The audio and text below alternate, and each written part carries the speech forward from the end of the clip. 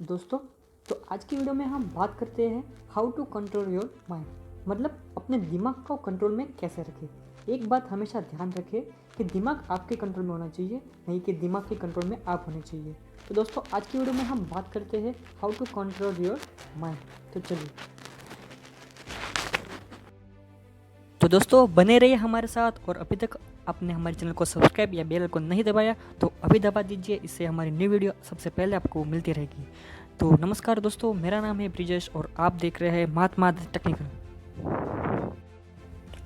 दोस्तों, अगर मैं आपसे ये कहूँ कि आपके पास सिर्फ दो ऑप्शन है, पहला या तो आप पूरा दिन अपने मोबाइल फ़ोन यूज़ करो, या फिर सेकंड ऑप्शन यह है कि आप पूरा दिन उस बुक को रीड करो जिस बुक को पढ़कर आपको नींद आने लगती है, तो आप कौन सा ऑप्शन चूज़ करोगे?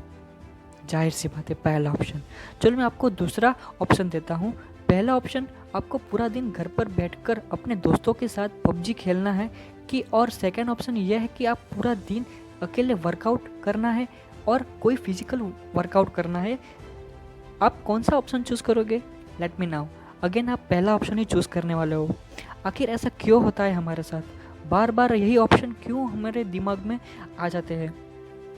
ऐसे ऑप्शन को ही चूज़ करते हैं जो करने में आसान हो, बजाय उन चीज़ों से जिसको करने से आपको पेन होता है, यानी कि वो चीज़ें जिसको आपका माइंड बोरिंग कैटेगरी में रखता है।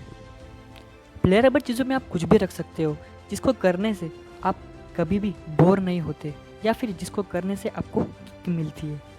फॉर एग्ज़ाम्पल, गेम्स खेलना, मूवीज़ देखना, जंक फूड खाना, पॉर्न एडिशन, इंटरनेट सर्चिंग, या फिर यूट्यूब पे फ़नी वीडियोस देखना, या फिर मोबाइल फ़ोन चलाना, ये सब चीज़ें। या फिर किसी तरह का नशा करना, जैसे कि सिगरेट पीना, टबैको, गुटखा, बीड़ी, अल्कोहल, ये सब चीज़ें आप प्लेजरेबल एक्टिविटी में रख सकते हैं।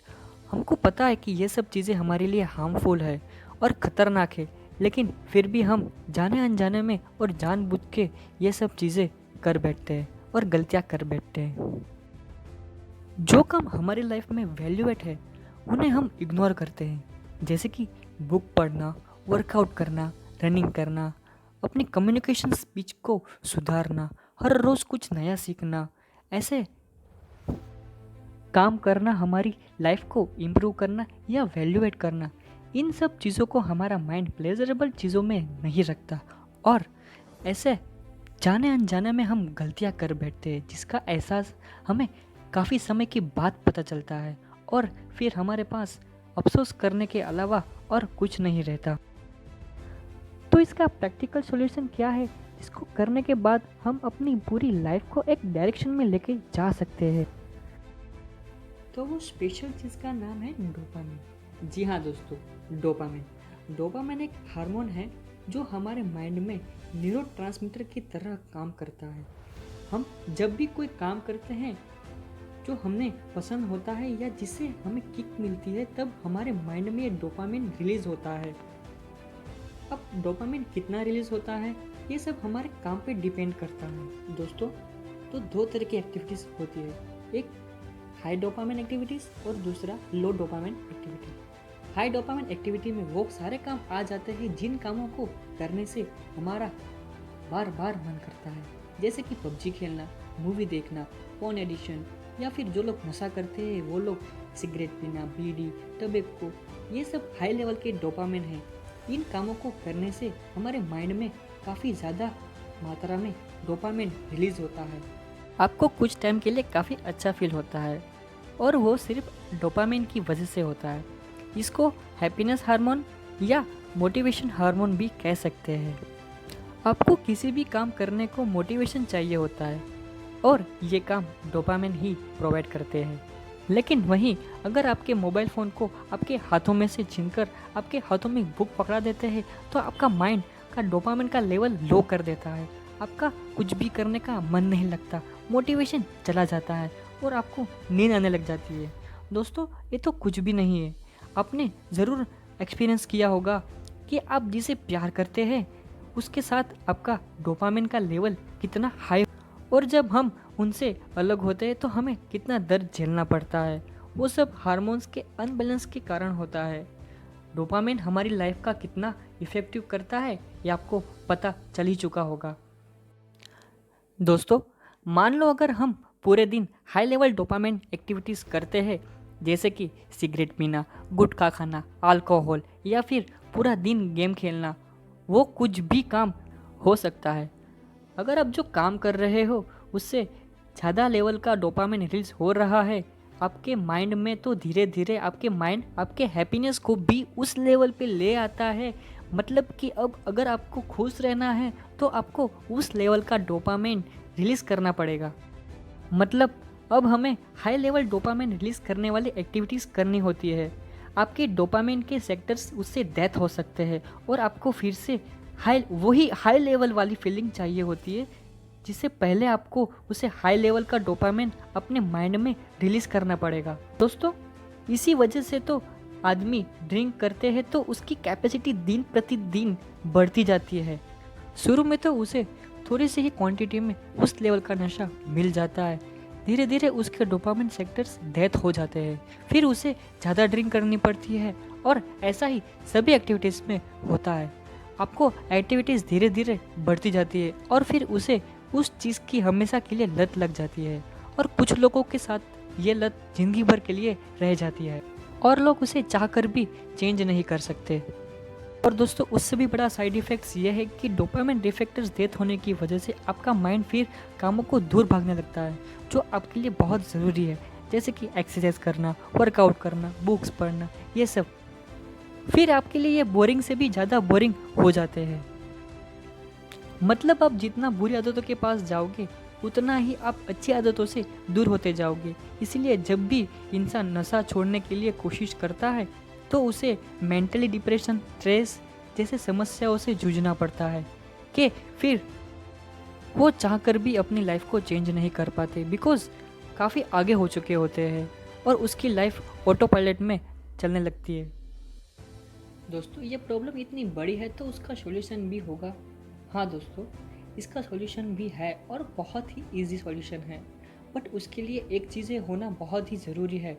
वो ये है कि आपके मन में होना चाहिए कि मुझे अपनी लाइफ में कुछ करना है, कुछ इम्प्रूव करना है, मुझे अपनी आदतें बदलनी है।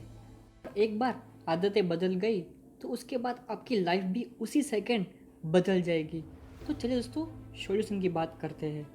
डोपामिन रिसेप्टर्स डेथ हो जाए तो उन्हें रिकवर करने के लिए डोपामिन डिटॉक्स करना पड़ता है, जिसे हम डोपामिन फास्ट भी कह सकते हैं। ये उसी फास्ट की तरह है जो हम घरों में हम करते हैं। ये एक सिंपल सी प्रोसेस है। आपको 1 वीक में 1 डे ये फास्ट करना पड़ेगा। तो जिस दिन से आप डोपामिन फास्ट कर रहे हो या डोपामिन डिटॉक्स की प्रोसेस को फॉलो कर रहे हो, उस दिन आपको कुछ नहीं करना है, जैसे कि no internet, no mobile phone, no junk food, no movie, no television, no porn, no masturbation, no alcohol, no tobacco. ये कुछ ऐसे काम हैं जिसे करने से आपके माइंड में काफ़ी ज़्यादा डोपामिन रिलीज होता है।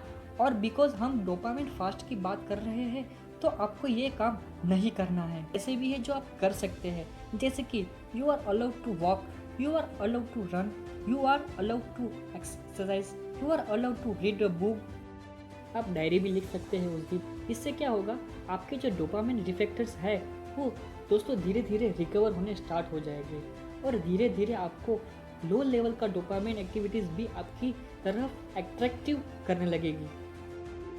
बिकॉज जब आपको भूख लगती है तो आपको वो खाना भी अच्छा लगता है जो नॉर्मली आपको कभी अच्छा नहीं लगता।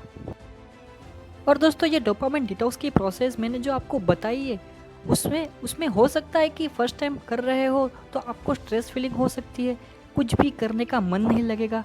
ये सब चीज़ें तो आपके साथ होती रहेगी। इससे रिफ्लेक्टर्स जो है वो रिकवर हो रहे होते हैं। वो हमें हार्मोन्स को बैलेंस करना पड़ता है, इसीलिए कुछ टाइम के लिए होगा।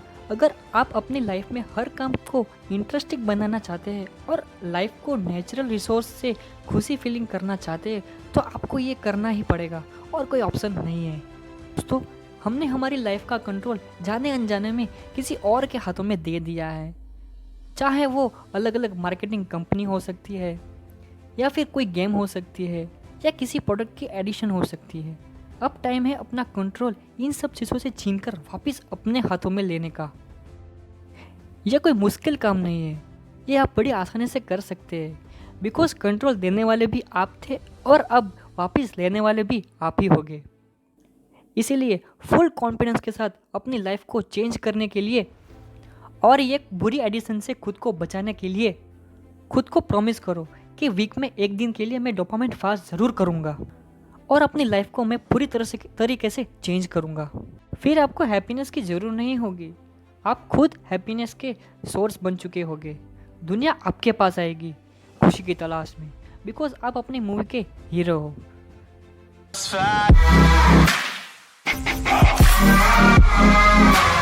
Caught in the crossfire.